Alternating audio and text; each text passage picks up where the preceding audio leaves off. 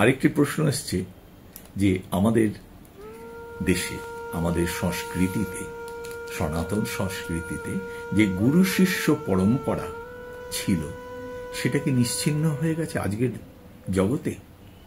তার উত্তরে বলি, না, নিশ্চিহ্ন হয়নি। গুরু শিষ্য পরম্পরা রয়েই গেছে, হয়তো তার আদলটা একটু বদলে গেছে আজকের যুগে।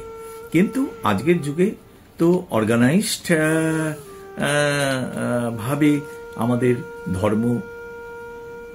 ধর্মীয় প্রতিষ্ঠানগুলো চলছে, এবং আমরা সেই নির্দিষ্টভাবে ওইভাবে গুরুর কাছে তো যেতে পারছি না। আমাদের তাই প্রতিষ্ঠানের মাধ্যমে এবং আরো আজকাল মডার্ন যে টেকনোলজি রয়েছে, আমাদের ইনফরমেশন টেকনোলজি, তার মাধ্যমে আমরা বিভিন্নভাবে যোগাযোগ করছি।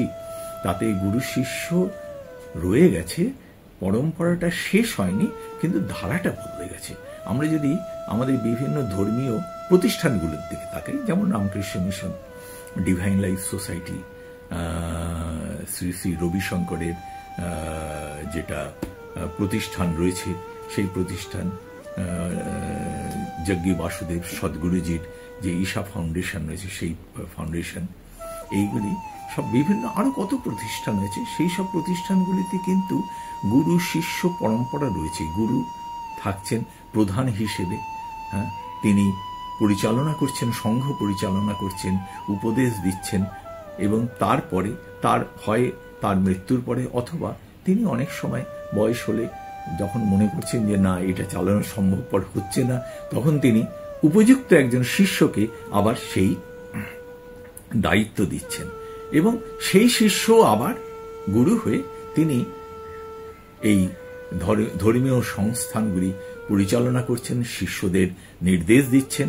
তো এই জিনিসটা চলছে আগের মতো ভাবে, গুরুকুল যেভাবে চলতো সেটা চলছে না, কিন্তু একটু আধুনিকভাবে, বলা যেতে পারে একটু কর্পোরেট স্টাইলে চলছে। হ্যাঁ, কিন্তু সেটা খারাপ কিছু নয়, আজকের জন্য এটাই উপযুক্ত।